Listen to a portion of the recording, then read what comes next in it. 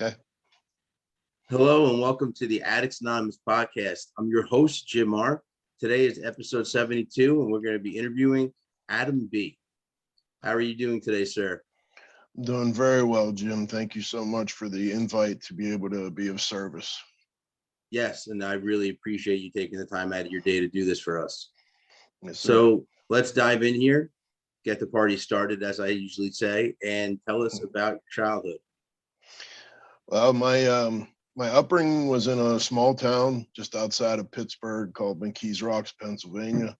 Okay. Um, and back in the 70s, I'm a 50-year-old man. So back in the 70s, when I was born and raised, I came up in a blue collar military family. So there was a lot of drinking.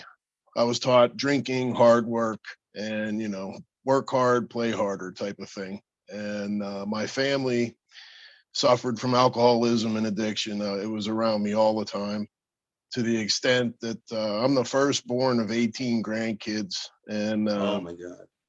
my mom and dad were divorced when I was 3 from physical and emotional abuse. She left them, and then he cheated on her with a lady that they work with, but which created quite a lot of animosity between the two of them, and still to this day continues.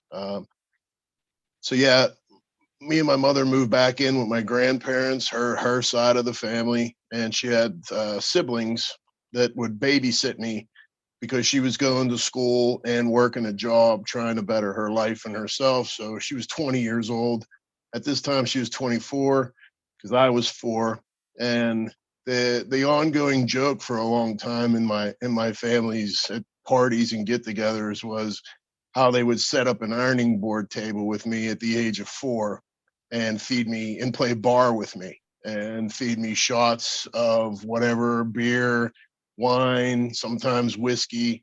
They would blow weed smoke in my face to get me to pass out so that they could, do their thing. And you were around 5 years old? 4 or 5 years old when this first happened, and it went on for quite some time. And so they inactivated that gene, that I believe addicts and alcoholics have, because the genealogy of my family shows, once they start, they can't stop. And that was my history in the beginning of it. And then, so my grandfather was career military, and he retired when I was 7 years old. He retired from the United States Army and went to work in the steel mills. So every Friday after that, I became his drinking buddy. He would take me to the local bar that he would go to, set me up at the bar with my Pepsi and cheesy poofs, and then I'd have a little shot glass that they put in front of me that everybody would fill up with beer. So at 7 years old, I'm already muscling up to a bar and watching and the whole time I'm in my mind, I'm like, oh, I'm his little buddy, he's doing this to hang out with me.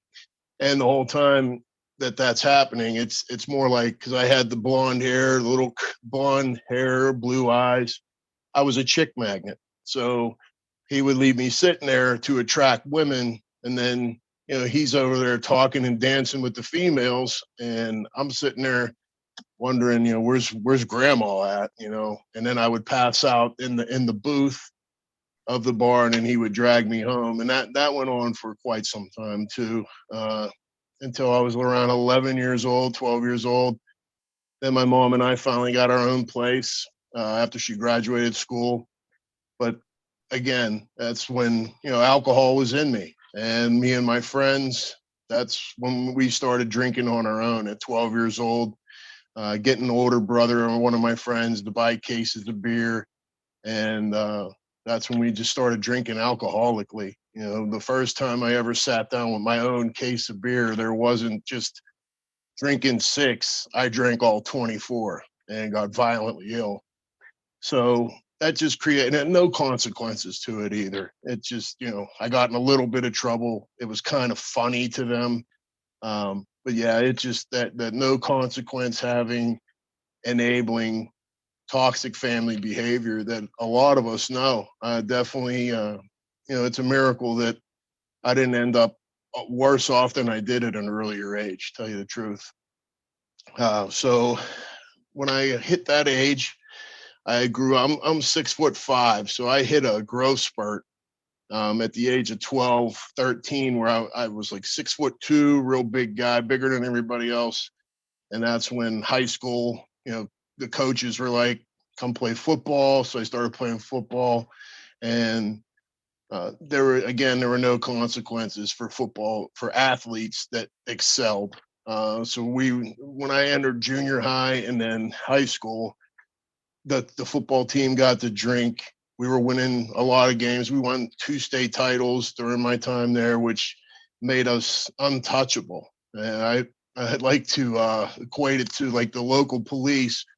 When they would raid our kegger parties, they would throw everybody else out and then sit there and drink with the football team. And so there was just no consequences whatsoever. And we just did whatever we wanted to within respect of not drastically breaking the law. But once we were living just below that level. And so again, I just had no consequence having life. I had no direction as to scholastically preparing me for my future other than football. And unfortunately, schools don't let you in just because you could play football. You have to have some grades to go along with that. And so when I graduated high school, my dad knew what was going on. He was in my life, but every other weekend, visitation stuff. So he wasn't fully aware until I stopped going out his house and like blowing him off to party. So when came time for me to graduate high school, some schools came to recruit me, but they all wanted to do that red shirt thing where he was going to have to pay for my first year of school. And he said, there's no way I'm doing that because you're just going to go and flunk out because I know that you're out of control with the drinking and chasing girls and all that stuff. And he offered for me to go into the military. I was graduating at 17. So he said, go into the Army, do at least 2 years. And once you're out of the Army, you'll have your own college money. You'll be in great shape and you might grow up a little bit and not necessarily ruin the rest of your future. And he was going to buy me my first car. So I was like, hey, that sounds like a really good deal. Plus, with the family history of the military, I knew that would make my grandfathers proud, and my uncles that were a big part of my life. So I entered the United States Army in 1989. And right off the bat, I went into airborne school and I was a light infantry combat engineer. My first duty station was Berlin, Germany. Wow. 2 months after they took the first brick out of the wall in 1989 when I finally got there. And the first night that I was in Berlin, I was blacked out drunk twice and went home with a Fraulein, a very beautiful German woman. So that's the lifestyle I led there. And I like to say that if it wasn't for the specialized training we were doing out in the mountains all the time and training to combat the Russians if they ever invaded, 9-10 months out of the year, I would have been thrown out in my first year because when we were in what's called in garrison, where you just hang out in the motor pool, you do your physical training and stuff. If I had a career where that was, while I did, I'd have been thrown out in the first year because of my alcoholism. And it was like, go ahead. Going back a little bit, so in high school you were drinking all the time. What was the frequency of drinking, and did you ever realize that young you had a problem, or you just didn't even think about it? Yeah, the frequency was definitely on the weekends. But then there would be a couple nights a week where me and my boys would get a case of beer.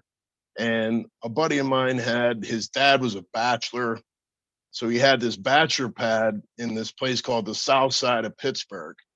And the South Side is kind of like Bourbon Street of Pittsburgh. There's bars, women. I mean, it's debauchery times 10.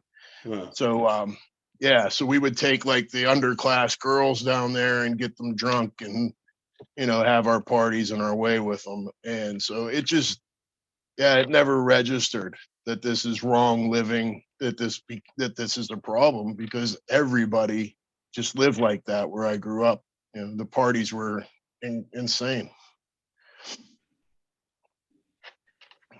Yeah, so going back, you were talking about your military experience.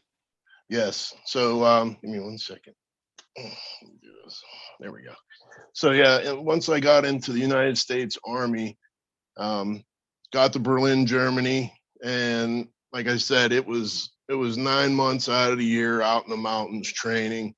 Those other 3 months, there were times where they had to send out a search party for me because I went out and got blacked out drunk, didn't know where I was at. I mean, I was just turning 19 when this was all happening, and there's no drinking age. I think 15 is the youngest you could be to get into a nightclub in Berlin. And if you got to a nightclub in Berlin before 3 o'clock in the morning, you were early. You were like the only people there.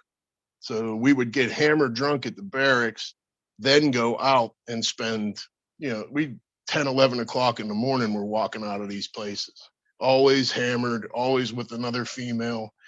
And it just created that lifestyle that, I mean, now I know it to be very toxic and not how a man should treat a woman or himself. And so I did those first 2 years in Berlin. I got deployed to Desert Storm. So I spent 9 months there. And then once I came back from Desert Storm, I was offered, that's when Bill Clinton got elected, and I was offered a different duty station in Fort Sill, Oklahoma, or become, or I can get an early out with like a $5,000 bonus. So that's what I chose. I'm like, I'm not going from Berlin to Tornado Alley. I'm good with that, right? So yeah, I got out of the army. They gave me my $5,000, and I went back home to Pittsburgh after a 4-year military career there. And so once I got back to Pittsburgh, trying to learn how to find some kind of life in the civilian world when all I've been trained to do is combat, and combat engineers is explosives. So there's not much of a calling out there in the private sector for these types of persons. Yeah, no. And yeah, so again, my family came calling. My one of my uncles that used to play bar with me was a beer salesman for Iron City Beer, which is the big Pittsburgh classic beer. And he, after about 2 months of me just sitting around in my butt, he said, I got the perfect job for you. I said, what's that? And next thing you know, I get hired at a gentleman's club um, called Fantasy Show Bar.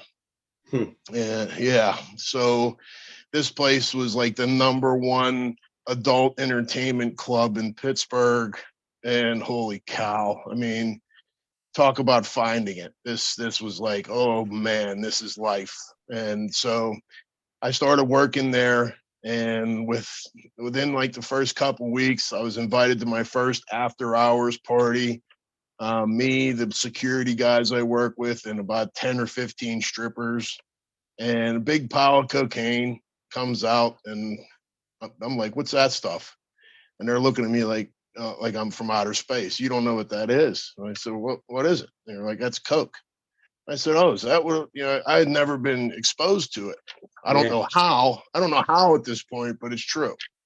Um, so I did my first line, and boy, oh boy, did that really take off into something that I regret. I used to regret, but through working my step work, I've been able to process and forgive myself for some of the things I've done. But from the first time I did the first line of cocaine, within 3 weeks, I was selling it in mass quantities and just ruining lives. I mean, it was to the extent that after 2 years of working in this place, they told me, Adam, you got to go. You're out of control. So that explains to you where my life was. I was so out of control that I was out of control for a giant, a gentleman's titty bar, if you would, lack of a better term. They were, and this place was insane. I mean, it was rock star living without being the rock star. And I was I was like, fine, whatever. I don't care. I didn't need your money anyway. I was making enough, being the cocaine guy in Pittsburgh. So, How did that go about? How did that come about? The cocaine, the being a seller of it. yeah. So once I was introduced to it, I had friends. I had friends that used to sell me. I smoked a lot of weed. I left that out. I was a copious pot smoker. I loved it. And I had a buddy of mine that used to sell me pounds. So I just asked him. I was like, "What's the deal with this cocaine stuff?" And you know how the devil works. The devil works because it was the perfect time for me to have that conversation with him. I got the job and he was just branching out into that new area of drugs. So he had the connections and he was like, "Dude, we're going to make a fortune." And he was right. It was the timing of everything. And yeah, within a couple weeks, I don't know if many people know what a teener is, but I would go into the club with a pocket full of these little envelopes of cocaine in one pocket, and the girls would come up, take one out of my pocket, and then stuff the cash in my other pocket. I was like a Pez dispenser, and each one of those that I sold, was obviously taking somebody else down a bad road now that I look back on it and reflect through working my step work. Yeah, so there were days and times where I thought my heart was going to explode because I was my own best customer at some point in time. It just turned into, speed because I was already an adrenaline junkie from going from playing football in high school to being in the military, being airborne, being out there in combat. I was already this adrenaline junkie. Then I found speed. And so that's when White Crosses also came out, that ephedra stuff. And when What's I white? didn't have, What is that? Some type of medication? it's speed they used to sell it in gas stations, and they're little white pills with white crosses on them. We called them white, and it was ephedra. Remember ephedra? Isn't that what they used to cook meth with or something like that? Yeah, exactly And right. now it's behind the counter. It was. They outlawed it. Oh, really? It seems to be making somewhat of a comeback, but they outlawed ephedra. But at this time, you could buy a bottle of 30 of those things over the counter, and I was crushing those up and snorting them when I didn't have any cocaine. So I was just a hot mess. And this lifestyle as well, working for this guy that owned this club. Everywhere we went, people flocked to us. And like I said, I was always surrounded with professional hockey players, pro wrestlers would come and party with us when they were in town. I even got hammered drunk with Bon Jovi one night. So it just created this lifestyle of, wow, I had really found my calling. And I'll never forget this. There was a nightclub in downtown Pittsburgh called Chauncey's that we always went to on Sunday nights. And one night I took my mom with me and one of her friends. And we walked into this place, and within 10 minutes of people seeing me come in to her and I finally getting a minute to have a drink, she said, "Adam, you're like a god in here." And I was like, whoa, and boy, does that give you a complex and some ego.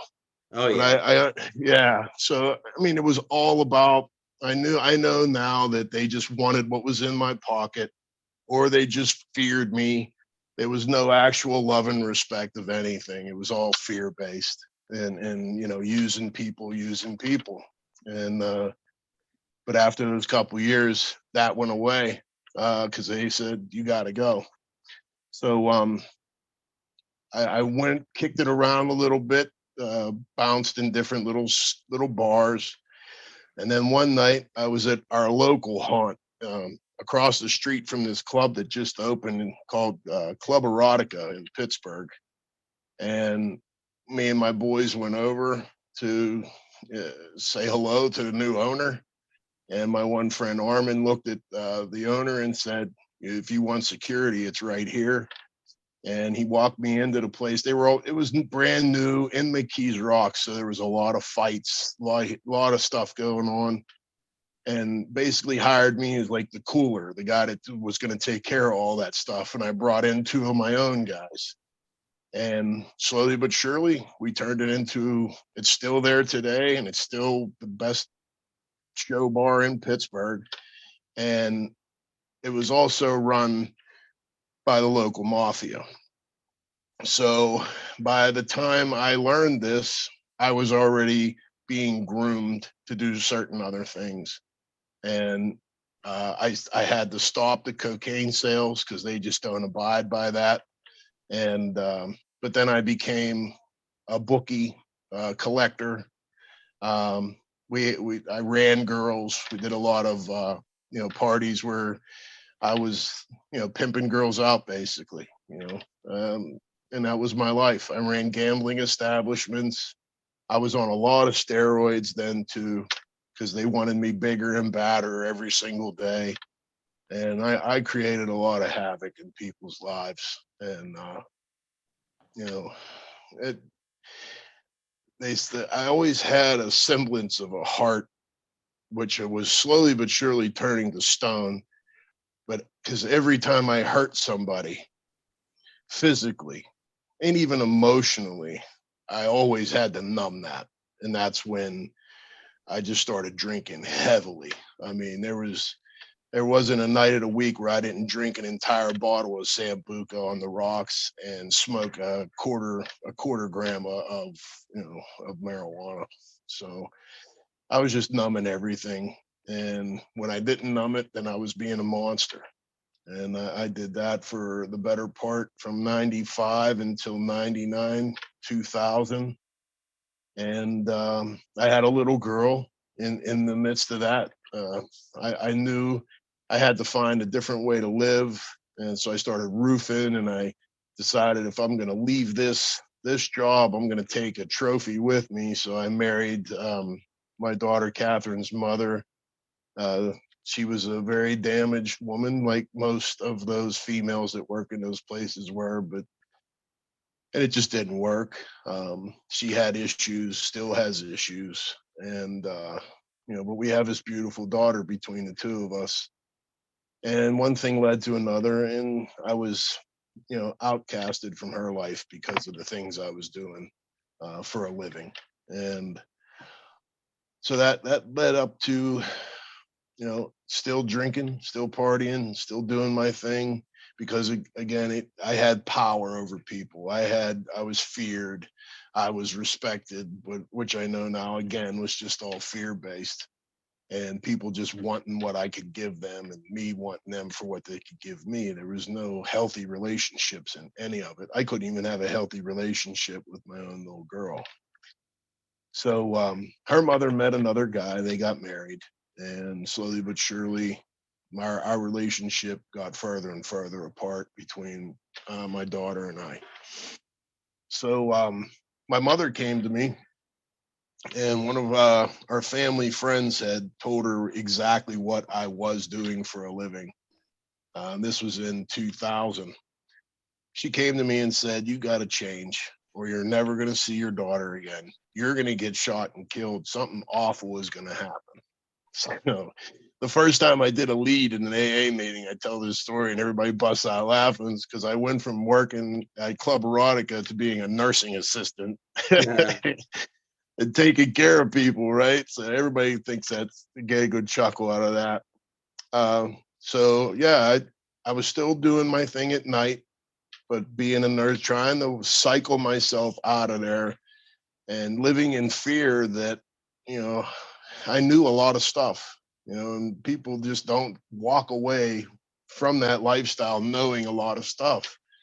So I lived in fear for quite a while after making the transition, that first year of my life. But by the grace of God, some other guy came on the scene that wanted it more than me. So they just cycled him in, cycled me out. And I was a nursing assistant for about 8 or 9 months.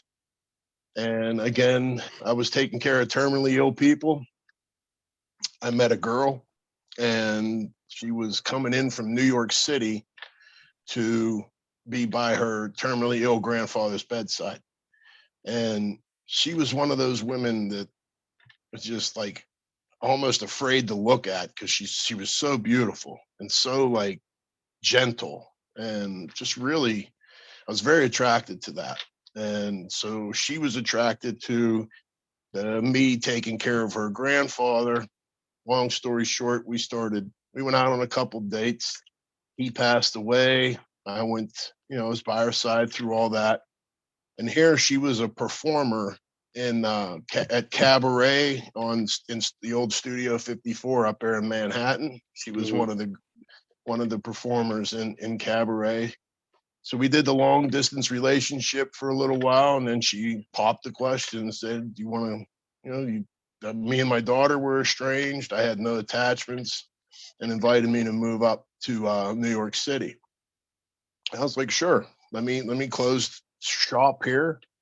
And she was going to come in with a moving van to get the stuff, some of the things that her grandfather had left her, like a roll top desk and whatnot. And the weekend that she was trying to come down, she couldn't get a moving van.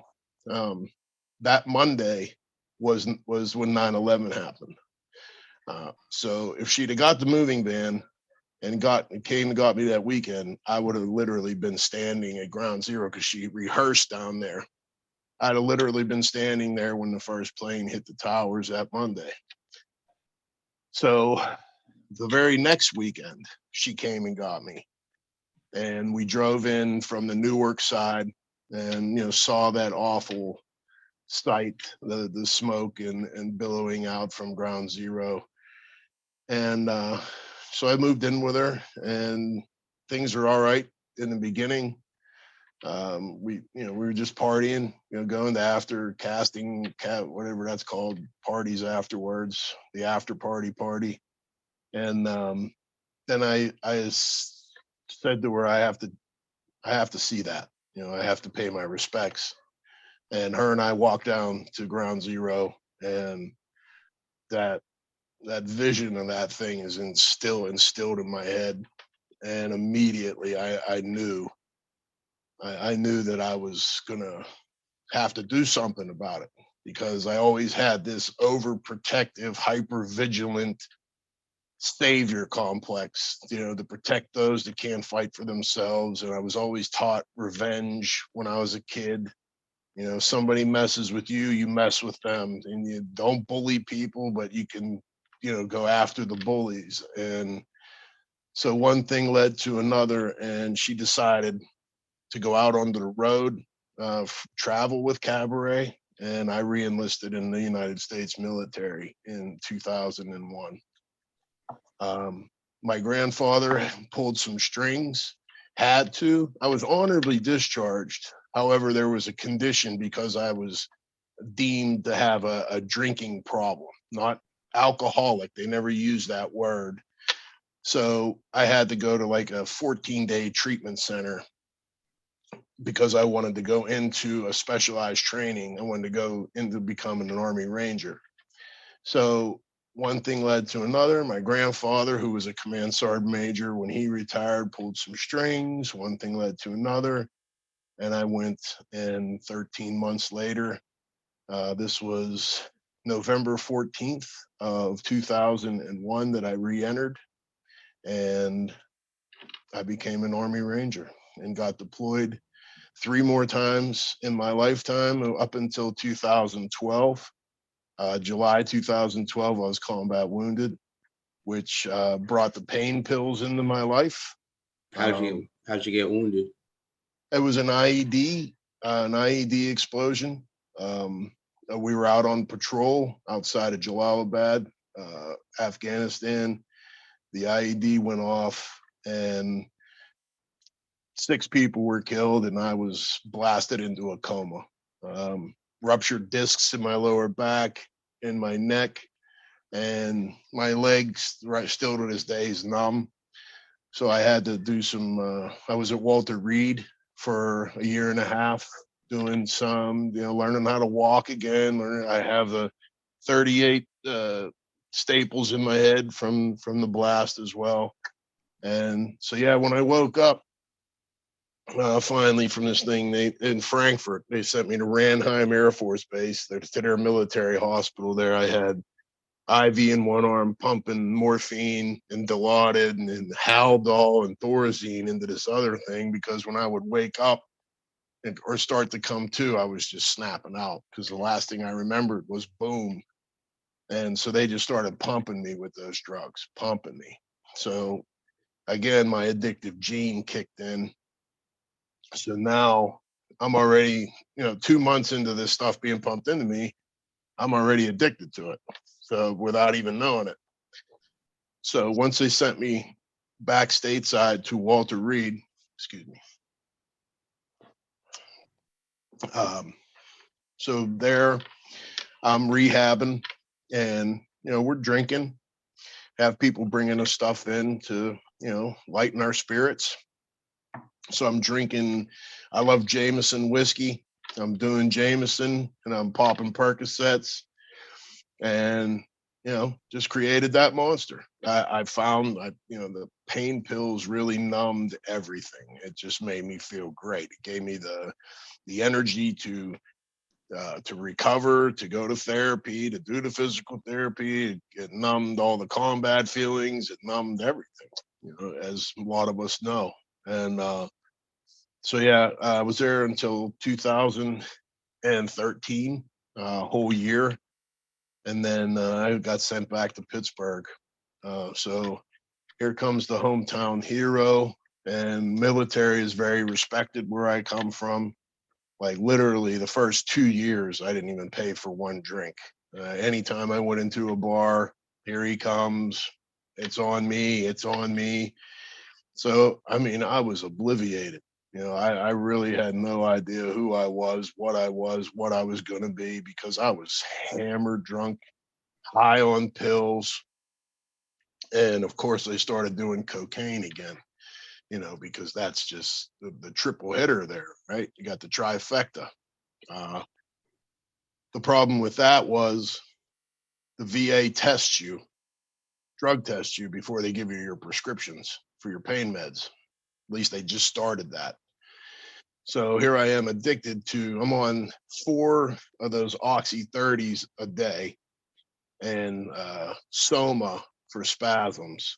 And I'm drinking and doing cocaine. So pretty much every time I show up to pee, I'm popping positive for cocaine. And this doctor put up with me for about a year and a half. She just kept telling me, the next time, I'm going to cut you off. You better stop doing that shit. The next time, I'm going to cut you off. And I was like, she just keeps saying this. It's not happening. So why would I stop? Well, eventually that came due. That bill came due. And she said, this is it. And wrote me a 2-week prescription and said, you need to wean yourself off, because the VA will never prescribe you another painkiller again. And I was like, wow, what do I do now? So after that ran out, I started buying them off the street. And then that's one day, and I've heard this story a bunch of times, where somebody says to you, why are you spending so much money on these 30s? You can get this stuff right here for $10 a bag. And it was heroin, which I swore I would never do. Never. Because my aunt got addicted to it, and I saw what happened to her, and I knew people that were addicted to it, and I saw what happened to all them. And I just, that's one of those yets. Because that was beneath me. Shooting drugs into my arms were beneath me until they weren't. And yeah, heroin. And that's back when it was heroin. It wasn't this crazy shit that's out there now that's killing everybody. I mean, granted, people overdose from heroin, but this stuff out there now, I had 4 overdoses from it before getting clean and sober. So yeah, that was just a nightmare. I got addicted to that. in 2015. I tried it the first time. Within 7 months, my life was completely ruined. I had gotten remarried to my now ex-wife. I had another daughter who just turned 8. Um, so I have Catherine and Morgan. And yeah, they didn't matter to me anymore. Nothing mattered to me except not getting dope sick and being high. And that's how I lived. That's all I lived to do. I stole, I robbed, I connived, I did everything under the sun to make sure I didn't run out of that stuff. And then she finally looked at me December of 2017. She looked at me and said, "You need help." She said, "I know that there's a good heart inside of you, but you need help. You have too many demons." And that's the first time I went to treatment. I went to a place called the Wellness Center in Florida, in Jensen Beach, Florida. It's now not there anymore. And it was the first time that I started to get some peace back in my life. I detoxed off of everything. Did the detox, the PHP, the IOP. Spent 6 months. Never got like the real opportunity to start working the steps. And then I've met a guy. I was running out of money because I hadn't gotten my retirement and all that stuff set yet. I was fighting it at the time to get my VA benefits, and so I ran out of money. So I'm like, I gotta go home because I also I left out a little portion where I learned how to weld. That's during these years while I was getting all the drinks bought for me in Pittsburgh. I became a welder, so I could make a good living welding and not have to struggle in Florida. Plus, I had her and I had Morgan. So I left Florida and came back. And the problem there was I had created so much, me and my disease had created so much damage that there was no acceptance. She couldn't accept the time I had to spend in recovery, going to meetings. Because when I got back to Pittsburgh, I hit the ground running. I was doing all the work, got a sponsor, doing all those things, and she eventually was just unable to accept that that's what I had to do on a daily basis. So I was no good to her high, no good to her sober, and then it just ended.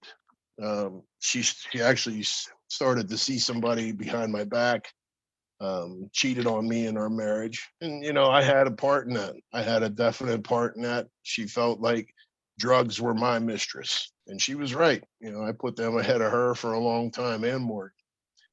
And so, yeah, she asked me for a divorce, threw me out. She actually had me 302'd in order to get me thrown out. And What does served me. that mean? What is 302?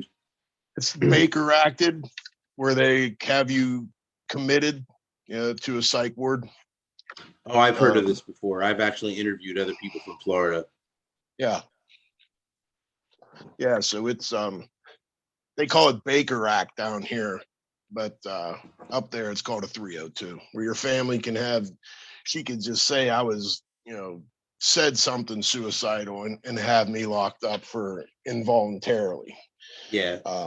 And during that course of the time, she had already had divorce papers drawn up and served them to me while I was on the psych ward in Pittsburgh. And I was like, holy shit, my life is, I'm no good to anybody. I'm no good clean and sober. I'm no good high. What am I going to, I was just, so I got threw away 9 months of clean living because I was going to show them by hurting me. That was one of my main cycles in my life. If I got stopped using it from time to time and somebody, that I loved and admired would get on, start treating me a certain way that I didn't like, I would show them by hurting me and, go out and use again. And so from that year, from November of 2018 up until 2020 December, I had overdosed probably around 10 times. Wow. I got my VA benefits, which was close to $4,000 a month, still is. I was living with my mother in Pittsburgh, and I would just sit there and wait for my money to go in my account. I'd pay my rent to her and then go to a hotel room and disappear for a week on end until the money was all gone. Then I would end up on the psych ward again, and it was just an awful cycle. And by all means, by my own design, I should be dead. This is what affirms my belief in my higher power. There's no other way that I'm sitting here today if there's not some divine intervention going on here, because I was brought back to life so many times that I can't even fathom at this point. If I actually sit and think about it, it's terrifying. To the When did extent, you first recognize that, I have a problem and that I need help? um, well, that was when she said that to me in December before I came to my first treatment. She was right. I mean, I was shooting uh, close to a brick a day of heroin. That's how high my tolerance level got. And so I realized that I had huge issues. Um, but then you go and you get sober for somebody else, so it doesn't sink in as much as when you do it for yourself. So that's when I recognized and I admitted that powerlessness over that disease in December of 2018. But then I mean, that entire year, almost 2 years after she divorced me, my I was just hiding and shooting, and it was just a huge problem. I mean, especially at the bitter end. The bitter end came my birthday. I had turned 49, December 5th um, of 2019. Or wait, no, I'm sorry, 2020. Just my birthday. I just got paid, and I went into my hotel room, the Comfort Inn Suites on Route 60 in Pittsburgh, room 221. They even had a room for me. That's how frequently I did this. And I was literally awake without sleep for 14 days and ate a half a piece of pizza in 14 days. I had a handle and a half of Bacardi 151. I also had a big pile of coke and crack. And then when that would all run out, I would shoot some heroin to try and get some sleep. But that didn't help either. So for 14 days, I stayed awake until there was a little knock on the door. And it was the housekeeper. And I knew this lady. So she knocks on the door, and I answer it, which was totally abnormal because when we're that high, we ain't answering doors. Yeah. I had toilet paper stuffed in the peephole so nobody could see in, And she said, "Adam, honey, what's going on? Who's in there with you?" And I said, "Nobody. Why?" And I showed her. She said, "Baby, I've been standing out here for 15 minutes listening to you talk to 4 different people, 4 different languages, 4 different voices. I'm calling 911." That's how delusional I was. I was literally having conversations with 4 different people with 4 different languages, 4 different voices, and it was all me. It was me doing this stuff. That's how out of my mind I was. So she said, "I'm calling 911. You're gonna die." And I said, "Okay, you're right." And I went in and shot one more big ass, or how we do when you're that desperate and guilt and shame and remorse kick in. I was like, I'm gonna end this finally, because that was the whole design. The whole design each time that I went into those hotel rooms wasn't to live; it was to die. Wasn't to get high; it was to go out in a nice, rock and roll style ending. Just nobody cared because nobody showed up. The only people that showed up were people that wanted to get high for free, and then eventually I'd throw them out because it was time for me to just end it. And so the awfulness of it, right? I knew each time I went to that hotel room, in the back of my mind, I'm like, this is it. I'm not coming out of here this time. And so this very last time that I went to that hotel, by the time they got there, they had to Narcan me back to life and actually had to zap me a couple times back to life. I was in full cardiac arrest and I was rushed to the hospital. And this was like the second week of December. So in 2020. So then I get out of the hospital. My mother takes me home and she lets me relax for a day or two, clear the cobwebs. She comes downstairs. I was just hiding out in her game room, just totally blacked out, just me, the recliner, and the TV. And she looked at me and she said, "Baby, you got to get out. You got to get out of my house. You got to go back to Florida," because she remembered that she got her son back. When I came back from Florida from treatment that first time, I was brimming and beaming, on that pink cloud, but there was a different aura to me. I was healthier. I didn't have the dark ring. She saw her son that she remembered from my earlier life. Not that she's ever, up until now, had her real son, because I was always being some other person told me to be. So I listened to her. In December of 2020, I was like, you know what, you're right. And this time I had the money to sustain life through my service to the country so that I didn't have to worry about leaving Florida once I got there. The trick was getting me there.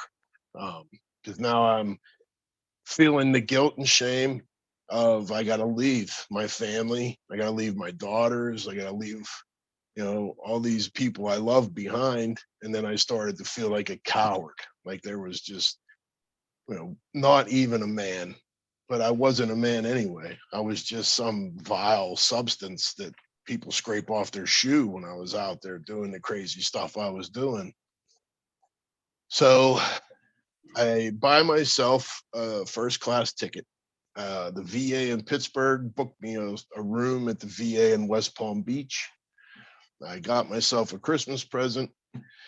So I go to the airport, start drinking because I'm going into treatment. Let's start drinking. It's so stupid. And so I started drinking. I did a couple lines and I'm like, all right, so I need to mellow out so they don't know I'm all jacked up. Because usually with the dope, I was shooting the same dope, this fentanyl and everything. Well, I went into the bathroom and just go ahead. You were shooting fentanyl? Yeah. On purpose? Yeah. Yes. Crazy. Yeah. Yeah. It was fentanyl, carfentanil, but they were calling it heroin, and I knew that when it was white, it was that. When it was brown, it was heroin. When it was, because that's just the difference. I know that heroin's white in certain parts of the country, but not in Pittsburgh. In Pittsburgh, the heroin's brown and the carfentanil and stuff is white. So I knew what I was getting into. So I went into the bathroom after getting through TSA and snorted a couple bags of this stuff, thinking, I usually shoot it. I'm going to snort a couple, I'll be fine. So I get on the airplane, plane takes off, and I check out. I overdosed on the airplane on the way to treatment. And this is where God comes in, because I had tried to find a direct flight from Pittsburgh to West Palm Beach, which is usually very easy. And I couldn't do that. So I had an hour layover in Charlotte. And this is why, because if I'd have had the direct flight from Pittsburgh to West Palm Beach, I would have been dead when we landed. So it was just like an hour flight from Pittsburgh to Charlotte, hour and a half. And I woke up surrounded by paramedics that had just had to Narcan me 6 times back to life. And that was my aha moment. I got in the back of the ambulance. They took me to the emergency room to make sure I wasn't going to overdose again after the Narcan wore off. And in the back of that ambulance was just one of them angels, those EMTs that deal with this on a daily basis. and I just lost it. It seemed like I was in the back of this ambulance for 2 hours. Meanwhile, it was like a 20-minute ride, and I just gave it all to her. Sitting there, streams of tears coming out of my face, telling her about everything. And she looked at me, and she had the COVID mask on, but she had these cobalt blue eyes. She looked right at me and she goes, "You know what? You're just a big pussy from Pittsburgh, ain't you?" She said, "When are you going to man up and stop doing this to yourself?" And boy, did that like just punk right over my head. And for some reason, that just resignated because I still had some of that same dope in my pocket. No cop ever showed up to search me at the airport. No cop showed up on the way or while I was there to search and see if I had any more of these drugs on me, which was another miracle because I had a good amount of drugs on me. So I went into the ER, and my plan was get a hotel room for that night, then go to the VA. And when I walked out of that emergency room, I had that dope in my hand. It was a bundle. It was like 9 bags of that same stuff that just almost killed me.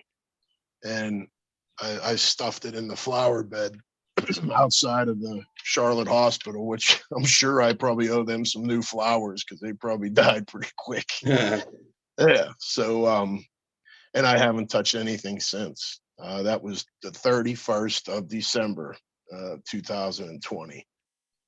Since then, I've been clean and sober, and it's been wonderful. It's been absolutely wonderful. I immediately went to the VA, spent a month there until I could find a sober living house, which I found in Stuart, Florida. Little plug, it's called Dove's Nest. It's very good. It's all men, no co-ed. They have a very structured program, 7 meetings a week, 90 meetings in 90 days. Great, beautiful location, surrounded by this place called Fellowship Hall, which I had found when I went down in 2018. And so Fellowship Hall it's like one of those meeting clubhouses where they have 80 some meetings a week. Wow. Every single type you can, which was great because at this time with the COVID, all those meeting places were shut down in most of the country. Well, not Florida. Florida was like, screw it. We're recovery. So, and they had these meetings all the time. So, my first meeting when I moved up to Stuart, I went to Sunday Night Young People, 7:00 Fellowship Hall. It was still my home group. And I met my sponsor. He did his lead that night. His name's Marcus.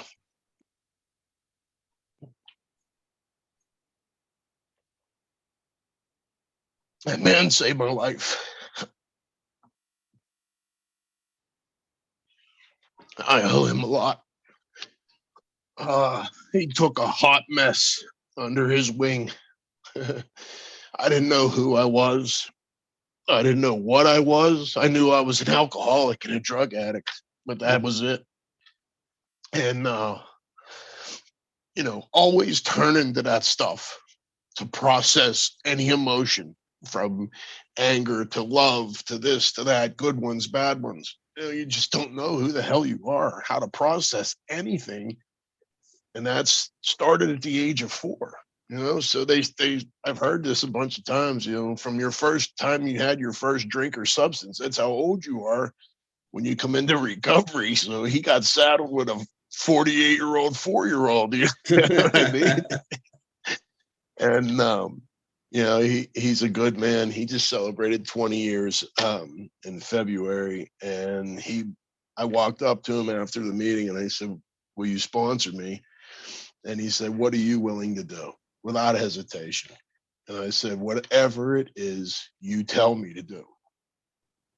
And it saved my life. It really did. Complete surrender. I was done because I knew I was done. I know that the next time I do any of that stuff, I'm not coming back. I just don't have it in me, and I'm not willing for the 24 hours to even test those waters. I think God saved me enough from my own self, and now it's time for me to try and help others to to save themselves. And that's the most rewarding portion, is giving myself and my time to a newcomer. I got 3 new sponsees right now, and seeing the process and how it works is incredible. From step 1 to step 2 to step 3, doing the step 3 prayer, and him looking at me and saying, you just became, you're not the center of the universe anymore. You don't have to take all the problems that you've taken on in your life and wear them on your shoulders anymore. You just turn it over to your higher power, processing in a healthy manner all these feelings and emotions that we get. Once we get rid of the alcohol and the drugs, which are just a symptom, we're still left with the problem, which is us, which is me. I'm the problem without that stuff still. And so that's what I've learned. Every morning that I wake up, before my big old size 15s touch the ground, I have untreated alcoholism and addiction. And what getting with a guy like this, who is a total godsend, is afforded me and treated and taught me, is to have that structured program.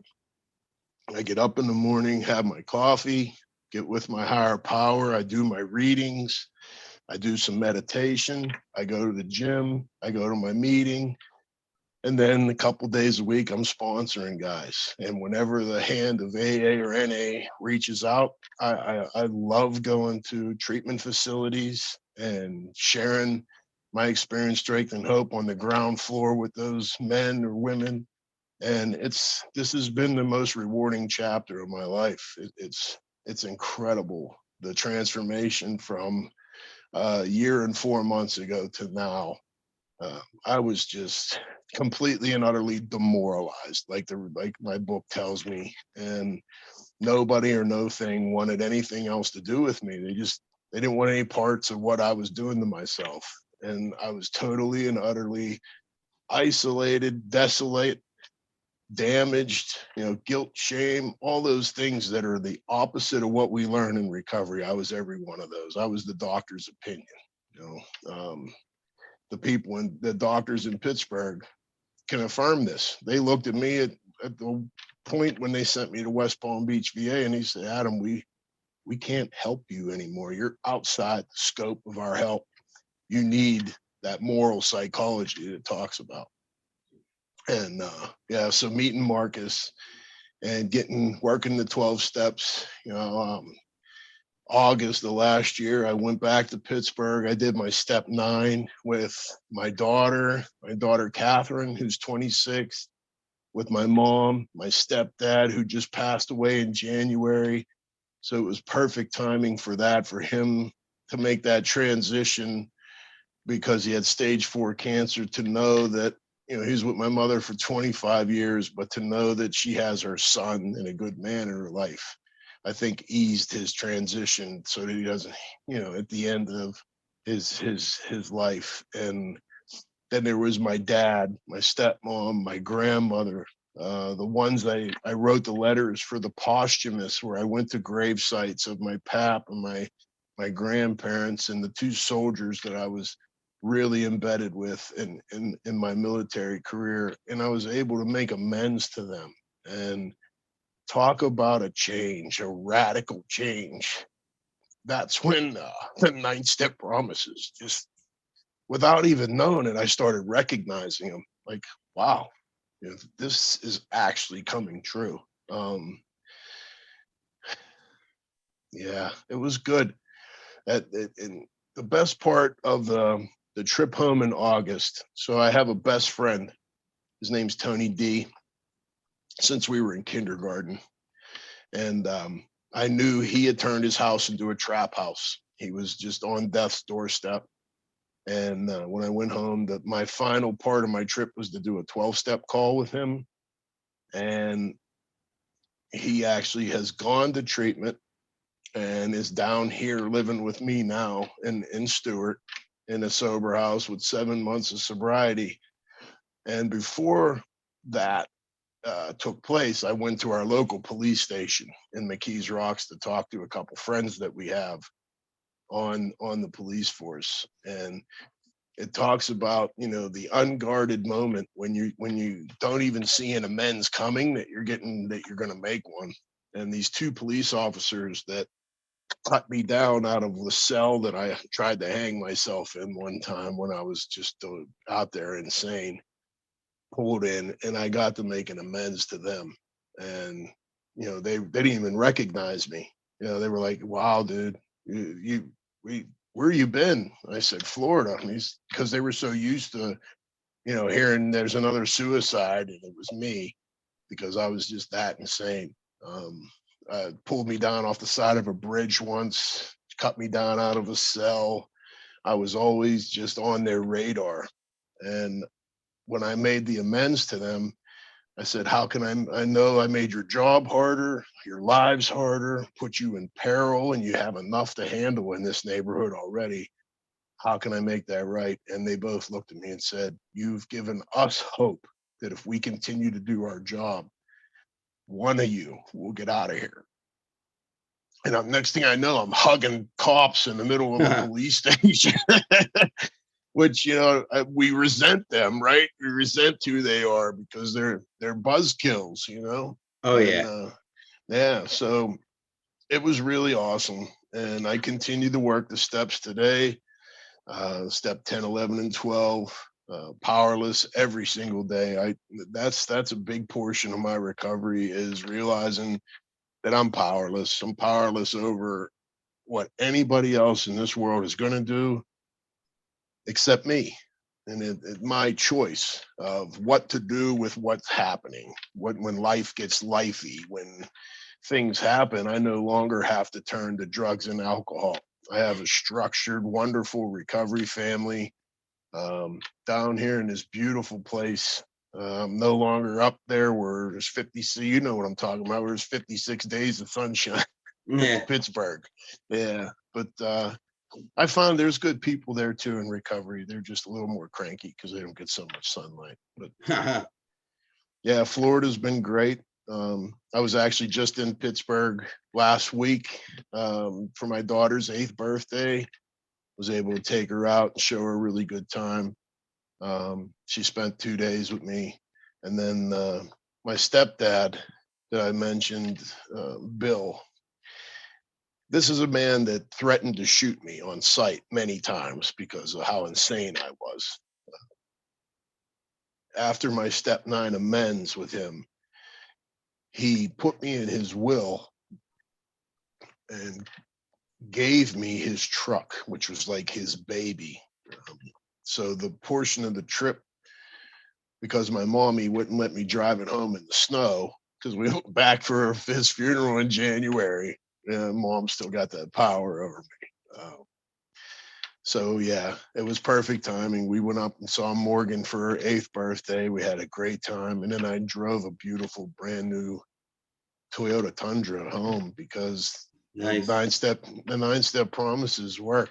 You know, he just saw the change. And for anybody that's listening, I learned this in a meeting. When you do that step 9, though, you'll hear a lot of people say apologize. And what I was taught was, and this is just a suggestion, but when we say we're sorry when making that amends, that's us keeping control of that situation, whether we mean to or not. And how many times have our family and friends heard, I'm sorry, I'm sorry, I'm sorry. So to be that, put ourselves in that vulnerable position where Bill didn't hear me say, I'm sorry. He heard me acknowledge the things that I did and asked him, how can I make that right? Which put the ball in his court. You know, it's still him accepting a certain form of apology, but not in the same manner. And that changed the dynamic of our relationship. And also my daughter, my mother, my dad, it was the first time that I did this with them, and they didn't hear, I'm sorry. They heard, this is what I did to you. This is why. It really wasn't me. How can I make it right? And every single one of them told me, have a great life. Stay this guy. Stay on the path. This is our son. This is the guy we want around. We're tired of worrying about getting that phone call that you're dead somewhere in some hotel room. and the gifts just keep piling up. And I used to say there's nothing I won't do for recovery. The only thing I won't do now for recovery is co-sign any kind of sponsee bullshit, because that's my guys didn't do that with me. They were brutally honest with me when I didn't want them to be. I wanted them to give me that pat on the ass. Now, I'm a nurturing man. There's certain instances where I'll comfort and everything, but once I know I'm being lied to while doing step work, because it's honesty, open-mindedness, and willingness that keeps us alive. I do it in a very nurturing way, not like, yell at somebody like some Yeah. ogre. But yeah, that's the only thing I won't do, because I know that that process is trying to save that person's life, and I'm trying to keep them accountable for their recovery. But it is their recovery. But it keeps helping me stay sober, helping these guys, reading this book, and praying with them, and it's really a great life. I can't. It's from where I was to where I am today is definitely a miracle of recovery. Sounds like it. You got a great story there. Thank you. I want to thank you for sharing it with us. Absolutely. Anytime. Yeah, my last question, which I ask everybody, is would you have any advice for people that are listening and watching? Absolutely. My advice would be that if you're of the alcoholic type that I was, the drug addicted type that I was, to just give yourself a break and give yourself a shot at doing this. And then find yourself that person.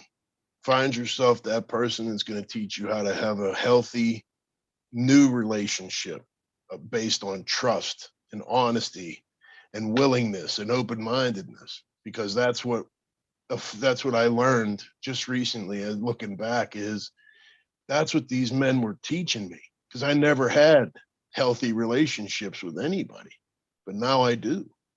And those healthy relationships afforded me to be able to trust others with my stuff and to grow past it. So stay teachable, allow yourself to be sponsored, and then make sure you give it back, because we only keep what we have by giving it back. And trust God. All right, that's awesome. Thank So you. for everybody that's watching or listening, I just want to say thank you. And if you liked what you heard and saw, go below and give us a like. Also subscribe to the channel so you'll get updated when we get videos uploaded. Also check us out on Reddit, Twitter, Instagram. If you go to our Facebook page and you go look at the events tab, you'll see that we do nightly meetings for Zoom, which is 6:30 every night, Eastern Standard Time. And check out addicts-anonymous.com. From there, you can find different resources and literature available. And that's all I have for right now. So until next time.